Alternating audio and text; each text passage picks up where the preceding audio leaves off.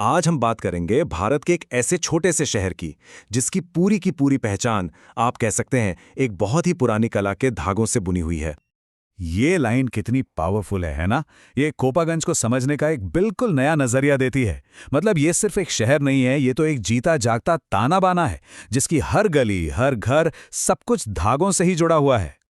तो चलिए इस शहर की पहचान को ना थोड़ा और करीब से देखते हैं और गहराई से समझते हैं। ये जो कोपागंज है ये उत्तर प्रदेश के मऊ जिले में है और ये एक ऐसी जगह है जहां आप कह सकते हैं कि करघू की जो आवाज है ना वही रोजमर्रा की जिंदगी की धड़कन है। सोचिए जरा उस शहर का माहौल कैसा होगा जहां हर तरफ बस धागों की लय सुनाई देती हो। यहां बुनाई सिर्फ एक कला नहीं है, ये लोगों की भावनाओं से, उनकी जिंदगी से बहुत गहराई से जुड़ी हुई है। मतलब ये सिर्फ एक काम नहीं है बल्कि एक विरासत है जो एक पीढ़ी से दूसरी पीढ़ी को सौंपी जा रही है। तो अब बात करते हैं उस कला की जो इस शहर की जान है, जो इसकी धड़कन है।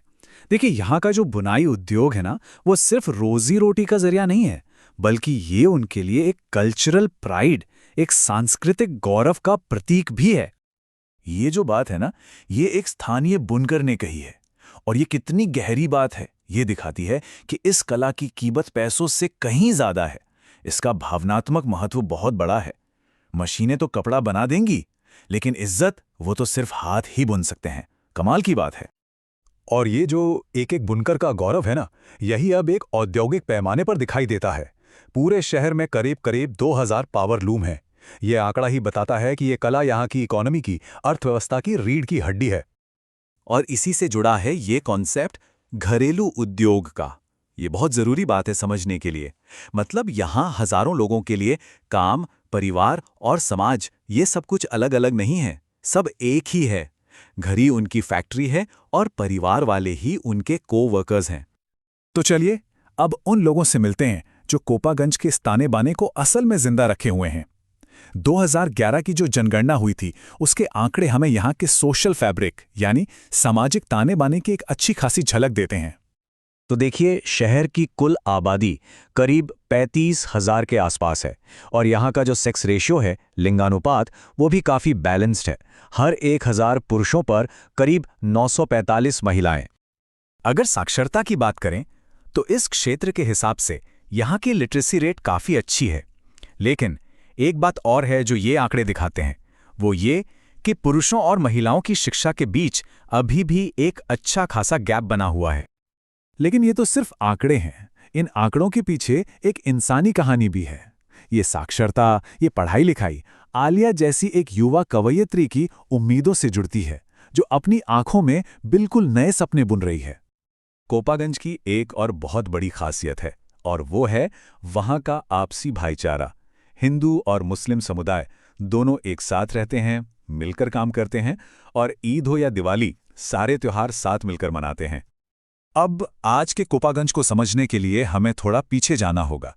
उन ऐतिहासिक धागों को देखना होगा जिन्होंने सदियों में शहर को वो शक्ल दी है जो आज हमारे सामने है। तो इसकी कहानी शुरू होती है बहुत पहले, प्राचीन बस्तियों से। फिर आया मुगल दौर, जब हुनरमंद कारीगर यहाँ आकर बसे और इसे एक नई पहचान दी। 1914 में इसे ऑफिशियली टाउन एरिया का दर्जा मिला और आज ये शहर मॉडर्न डेवलपमेंट के साथ कदम से कदम मिलाने की कोशिश कर रहा है। लेकिन हर कहानी की तरह इस कहानी में भी कुछ मुश्किलें हैं। अपनी इतनी सारी ताकतों के बावजूद कोपागंज के सामने कुछ बड़ी चुनौतियां भी हैं जो आप कह सकते हैं इसकी हिम्मत का इम्तिहान लेती हैं। यहाँ एक तरह का कॉन्ट्रास्ट, एक विरोधाभास देखने को मिलता है। एक तरफ तो शहर की इतनी रिच कल्चरल पहचान है और दूसरी तरफ यहाँ रहने वालों का रोज का संघर्ष है, रोज की जद्दोजहद है। और ये संघर्ष किन चीज़ों का है? देखिए, सड़कें, नालियाँ, बिजली जैसी बेसिक सुविधाओं की कमी है। लोगों को एक स्टेबल रोजगार चाहिए। जो डेवलपमेंट के वादे हुए उनकी रफ्तार बहुत धीमी है और ऊपर से बाजार में जो सस्ते सिंथेटिक कपड़े आ गए हैं उनसे भी एक अलग तरह का प्रेशर है। लेकिन इतनी मुश्किलों के बाद भी कोपागंज की कहानी हार मानने की नहीं है। ये कहानी है उम्मीद की, लचीलेपन की और एक नए भविष्य को बहुत सावधानी से एक एक धागा जोड़कर बुनने की। और ये भविष्य कैसा है? ये भविष्य है परंपरा और मॉडर्निटी के बीच एक खूबसूरत बैलेंस बनाने का, जहां आज भी बुनकर अपनी कला को अगली पीढ़ी को सिखा रहे हैं, लेकिन साथ ही अपने बच्चों के सपनों को भी सपोर्ट कर रहे हैं, जो टीचर और डॉक्टर बनना चाहते हैं। ये बात, अगर एक अर्घा रुकता है तो हम सब गीत खो देते हैं, ये उस गहरी सामूहिक पहचान को दिखाती है।